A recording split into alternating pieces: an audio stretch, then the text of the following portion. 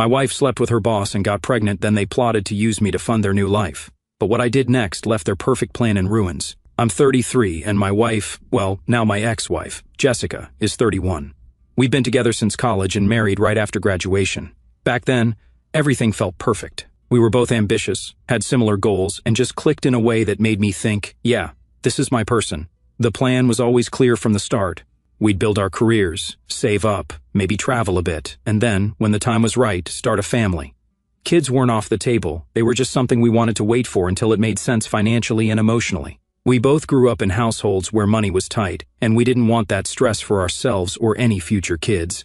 Jessica had always been big on stability, and I'm pretty practical too, so we were on the same page for a long time. We talked about how expensive it is to raise kids, daycare, school, college, all that. Plus, Jessica wanted to feel established in her career before taking time off or juggling work and parenting. I totally got that. I work in IT, which is solid but demanding, and I wanted to be sure we were ready before diving into the whole parenthood thing. Over the years, it felt like we were working toward those goals.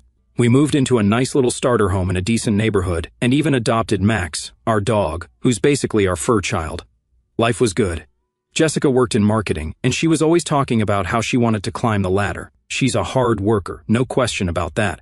And when she got a big promotion about a year ago, I was genuinely proud of her. The promotion came with a higher salary, more responsibilities, and longer hours. It wasn't ideal since it meant she was home less, but I figured it was a trade-off for her career growth.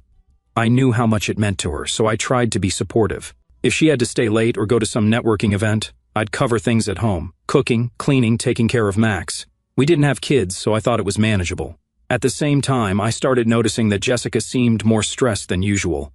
She's always been a bit of a perfectionist, but after the promotion, she became even more tightly wound. She'd come home exhausted, barely talk about her day, and just zone out on her phone or the TV. I chalked it up to her adjusting to the new role. It wasn't easy for her, and I didn't want to add to her stress by asking too many questions. Around that time, we started having fewer conversations about the future. Before, we'd casually talk about our 5 or 10-year plans, what kind of house we wanted to upgrade to, where we'd like to travel, or when we'd start thinking about kids. But those talks kind of faded. If I brought it up, she'd shrug or say, let's focus on the present for now. I didn't push it, I figured she was just overwhelmed with work. Now that I'm writing this, I realized that there were probably small things I should have picked up on, but at the time, they didn't seem like a big deal. Jessica was busier, sure, but I assumed it was temporary. I kept telling myself, this is just a phase. Once she settles into her role, things will go back to normal. A few months ago, we were having breakfast, and out of nowhere, she just casually drops, I'm pregnant. I froze mid-bite. My brain completely short-circuited because this wasn't part of the plan. We'd always been super careful about timing, and as far as I knew, she was still on birth control. So I asked, wait, what? I thought you were on the pill. She didn't even flinch, barely looked up from her plate, and said, I guess it failed. That's it, like she was talking about the weather or something. Meanwhile, I'm sitting there trying to wrap my head around it. I wanted to feel happy, really, I did, but none of it made sense. We'd agreed on waiting, so why now? I asked her how far along she was, and she said she'd only just found out. She hadn't been to a doctor yet or told anyone else. She kept saying things like, this is a good thing, right? But her voice didn't exactly sound convincing. The whole thing nagged at me all day. Something about how casually she dropped the news and shrugged off the pill failing didn't sit right.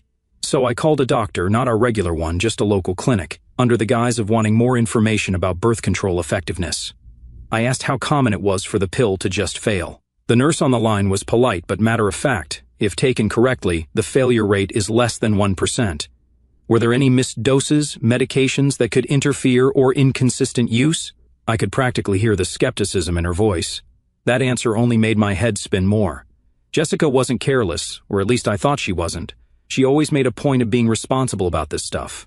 So either she wasn't telling me everything, or I was missing something big. I tried to play it cool, but inside my mind was racing.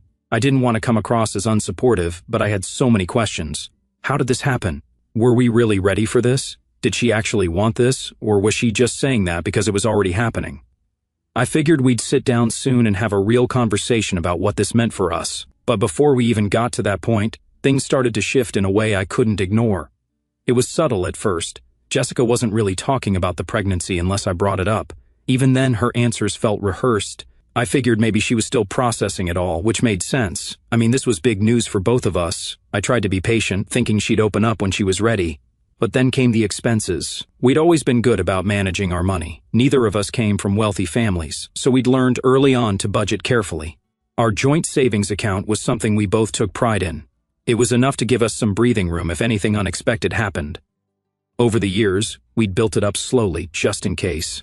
That's why I was so confused when I logged into the account one day to check on a deposit and saw several large withdrawals. There were charges for things like spa days, luxury skincare products, and what looked like high-end boutique shopping sprees. One transaction in particular stood out, a $900 charge at some fancy baby store. I knew we hadn't even started discussing baby stuff yet, so what was this all about? When Jessica got home that evening, I brought it up casually, trying to sound neutral. Hey, I noticed some big withdrawals from the savings account. Did you buy something for the baby already? She didn't even look surprised. She just waved it off like it was no big deal. Oh yeah, she said. I've been picking up a few things here and there, just to prepare. $900 for what exactly? I asked. She shrugged. A crib, some clothes, a few essentials. It didn't sit right with me. We hadn't even talked about what we'd need for the baby, let alone agreed on a budget. And a $900 crib? That didn't sound like something we'd normally spend money on, especially when we didn't have a clear plan yet. I didn't want to escalate things, so I let it slide for the moment. But over the next week, the spending didn't stop. In fact, it got worse. Every time I checked the account, there were more charges. Designer handbags, fancy lunches, gifts for her friends. None of it seemed related to the baby at all. By the end of the week, I couldn't ignore it anymore. Jessica, I said one night while we were watching TV, can we talk about the savings account? She sighed, already annoyed. What about it? Well, I've noticed a lot of spending lately, and I'm just trying to understand what's going on. Some of these charges don't seem like they're for the baby. Jessica rolled her eyes and paused the show. Why are you making such a big deal out of this? I'm pregnant. I deserve to treat myself a little. Treating yourself is one thing, I said, trying to stay calm, but this account was supposed to be for emergencies, or for the baby, not spa days and handbags. It's my money too, she snapped. Why are you acting like I need permission to spend it? I didn't know how to respond to that. She wasn't technically wrong. It was her money too, but I'd been scrimping and saving. For years, skipping nights out with friends, driving my old car for longer than I should have, working late hours to make sure we had a cushion, and now she was blowing through it like it was monopoly money, not the result of years of sacrifices. It wasn't just the spending. It was the fact that she didn't seem to care what it had cost me to get us here. I'm not saying you need permission, I said carefully. I'm just saying we should probably talk about big expenses before making them, especially now with the baby coming. Jessica groaned and crossed her arms. You're being controlling. I can't believe you're stressing me out like this when I'm literally carrying our child. That shut me up for the moment. I didn't want to be the bad guy, and I definitely didn't want to come across as unsupportive, but I couldn't shake the feeling that something was off. Jessica had never been like this before, so dismissive and defensive. It wasn't just the spending, it was her whole attitude. Over the next few days, things got even weirder. Jessica started asking me for random favors that didn't make sense. One morning, she wanted me to skip work to help her pick out a gift for one of her friends. Another time, she asked me to pick up lunch for her entire office because it would make a good impression. I can't just take off work whenever, I told her. If you cared about me, you'd care about the things I care about, she shot back. That line felt like a guilt trip, and it annoyed me more than I wanted to admit. Everything now felt like it had to go her way. She even changed her phone habits. She used to leave it lying around, but now it was always with her, even in the bathroom. If it buzzed, she'd grab it and tilt the screen away. Work stuff, she'd say. But paired with her spending, mood swings, and defensiveness, it was hard to ignore that something felt off. I told myself to trust her, but the doubt wouldn't go away. A few days after these arguments, Jessica brought up the idea of a baby shower. Well, brought up isn't the right word. She announced it like it was already happening. So, I was thinking we should rent out a nice venue for the shower, she said while scrolling on her phone. Nothing too crazy, but something classy, maybe catering, decorations, a photographer. I raised an eyebrow. Don't people usually have those at home, like something small with close friends and family? She put her phone down and gave me this look like I just suggested we hosted it in a gas station parking lot. No, she said. This is our first baby. She emphasized the word like it carried some sacred weight. It should feel special. Special doesn't have to mean expensive, I said. We have a house. We could host it here and keep it simple. Her face twisted into an expression I'd never seen before, part disappointment, part irritation. The father of my child should want to make me feel special, she said, her tone dripping with guilt trip energy. The way she thought emphasizing the father role could work on me was insane, like I'd just forget everything and throw money at her because she played the dad card. I sighed, trying to keep my cool. It's not about that. It's about being practical. We have a lot of expenses coming up, and a fancy baby shower isn't exactly a priority. She huffed and crossed her arms, clearly unhappy. Fine, she said. Forget I asked. I let the conversation drop, but the tension hung in the air for the rest of the evening. A few days later, Jessica's mom called me, and it didn't take long to figure out why. Apparently, Jessica had gone crying to her, talking about how I didn't care about her or the baby because I wouldn't throw her the lavish shower she deserved.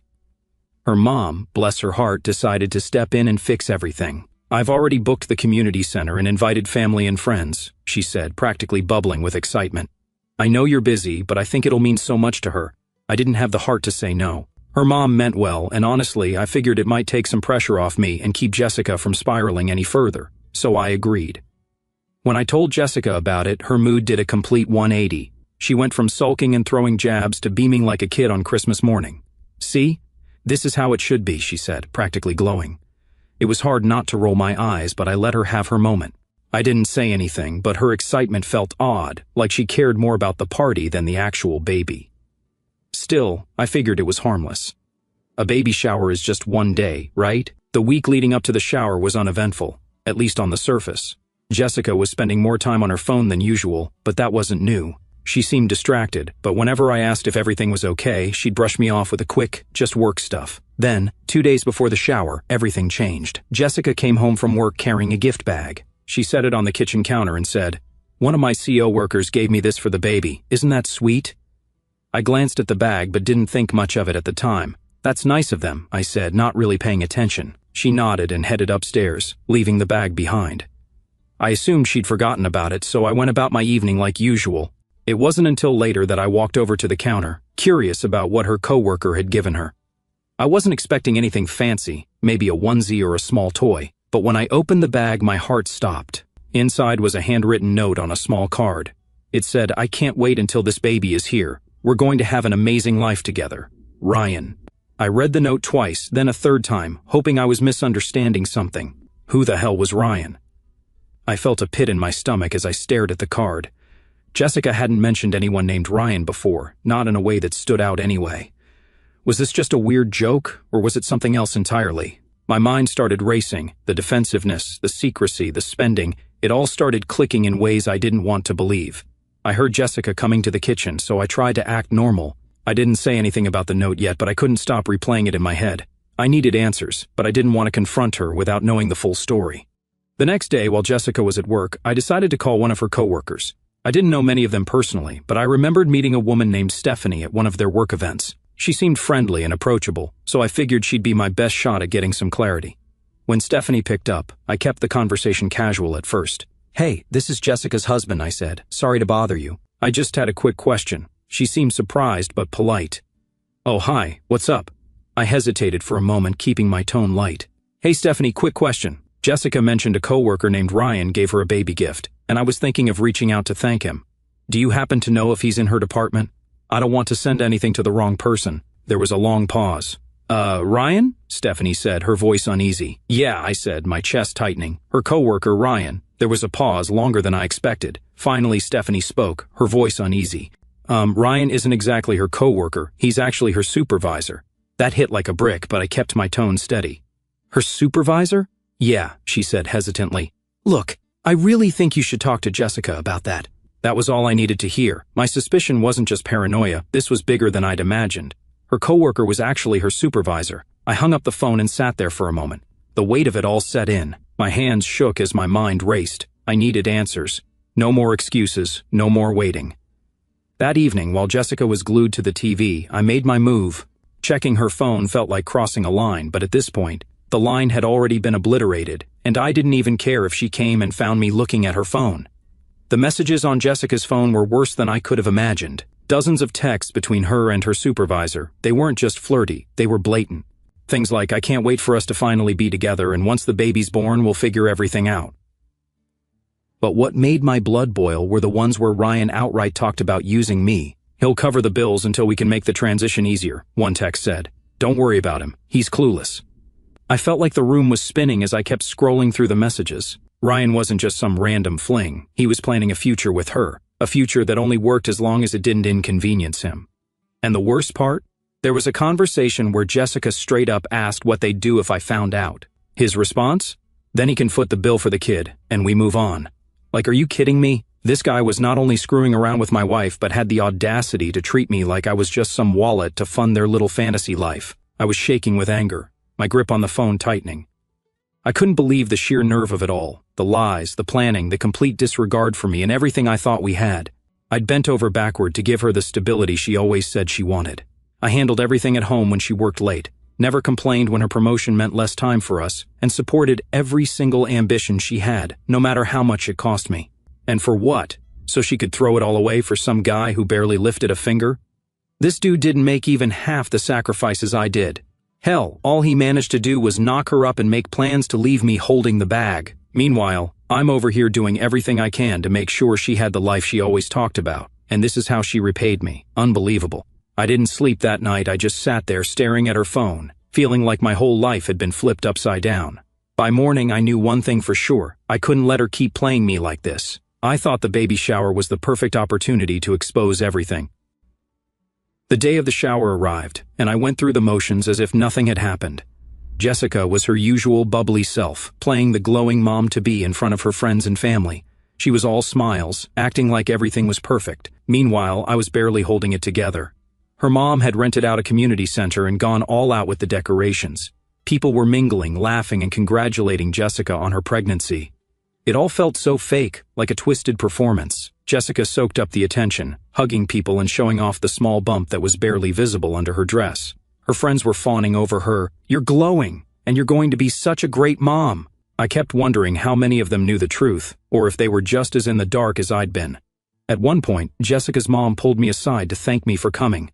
"It means so much to her that you're here," she said. "She's been under so much stress lately. This party is just what she needed." I nodded, not trusting myself to say anything. If only she knew what her daughter had been up to. As the party went on, I stayed in the background watching Jessica work the room. She was acting like the perfect wife and mother-to-be. It was nauseating, but I waited. I needed the moment to be right. Finally, after everyone had eaten and Jessica was opening gifts, I saw my opportunity. She had just finished unwrapping a cake someone had made when I signaled the server I'd hired. He walked in with an envelope in hand, looking a little nervous but determined. Jessica noticed him and frowned, clearly confused. "What's this?" she asked as he approached her. "It's for you," I said, stepping forward so everyone could hear me. "Open it." The room went silent. People started whispering, looking back and forth between us. Jessica hesitated, glancing at me with wide eyes, but I didn't budge. "Go ahead," I said, my voice steady. "You love surprises, right?"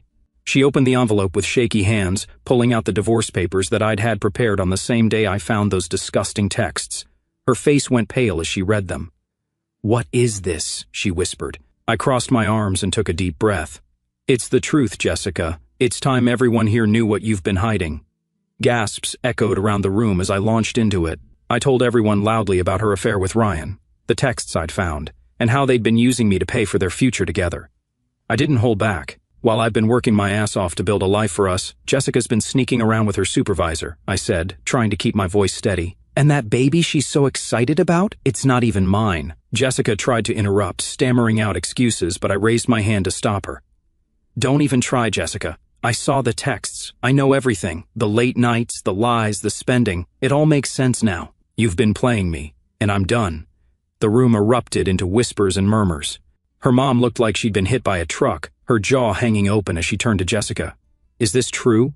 Jessica didn't answer right away. She just sat there, frozen, clutching the papers in her lap. Finally, she looked up, her face red and tear-streaked. "It's not what it looks like," she cried. "You don't understand. Ryan and I—" "Oh, I understand perfectly," I said, cutting her off. "You and Ryan were planning your perfect little life while I paid for everything. You were going to let me think this baby was mine while you played house with him behind my back. Well, guess what? I'm not the man you can play dirty with and get away with it." At that point, her dad stood up and shook his head. "Jessica, how could you do this to him? To all of us?" Jessica broke down completely, sobbing into her hands as some of her friends tried to comfort her. Meanwhile, others were glaring at me like I'd just set the room on fire. But I didn't care. I wasn't there to protect her feelings. "Save your tears," I said, my voice cold. "You made your choices, and now you get to live with them." With that, I turned and walked out, leaving Jessica and her family to deal with the fallout. The fallout from the baby shower was immediate and brutal. Jessica moved in with Ryan just a few days later, and that should have been the end of it, but of course it wasn't. At first, she blew up my phone, alternating between tearful apologies and angry rants. One minute she'd be begging me to talk, saying, "I made a mistake, but we can fix this."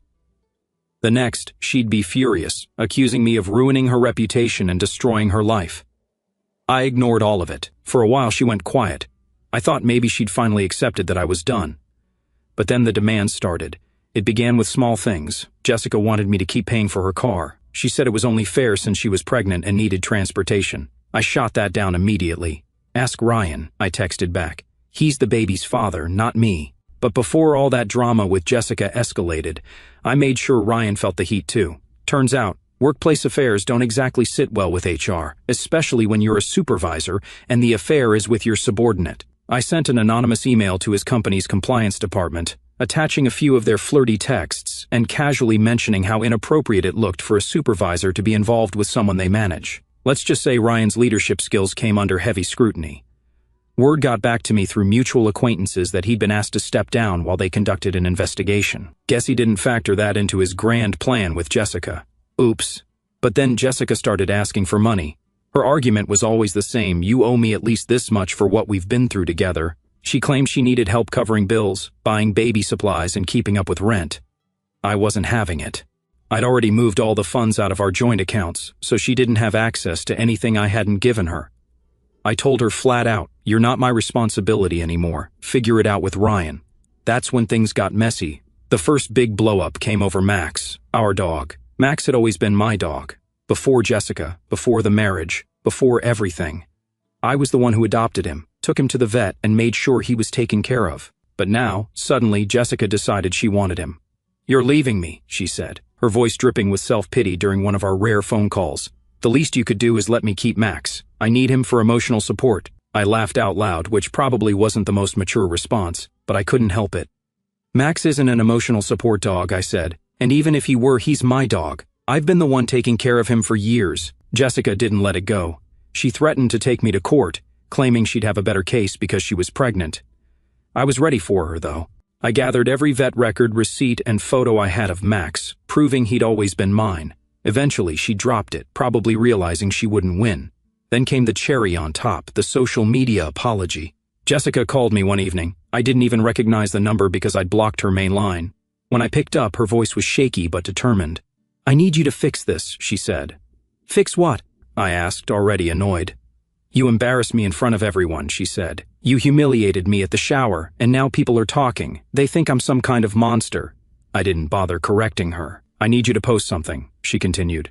"Tell people you overreacted, that you didn't know the full story, and that I'm not the bad guy here." I couldn't believe what I was hearing. "You want me to publicly lie to make you look good?" I asked, barely able to keep the sarcasm out of my voice. "It's the least you could do after everything you've done to me," she said. I laughed, this time not even trying to hold it back. "Jessica, you lied, cheated, and tried to trap me into raising another man's kid.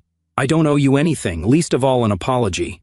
I hung up before she could respond. Meanwhile, Jessica's new life with Ryan was falling apart faster than I expected. Mutual friends started filling me in on the drama, whether I wanted to hear it or not.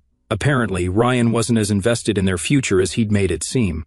From what I heard, things got rocky pretty quickly after she moved in with him. Ryan started making excuses about money, saying he wasn't ready to support a baby or deal with the responsibilities of being with a single mom.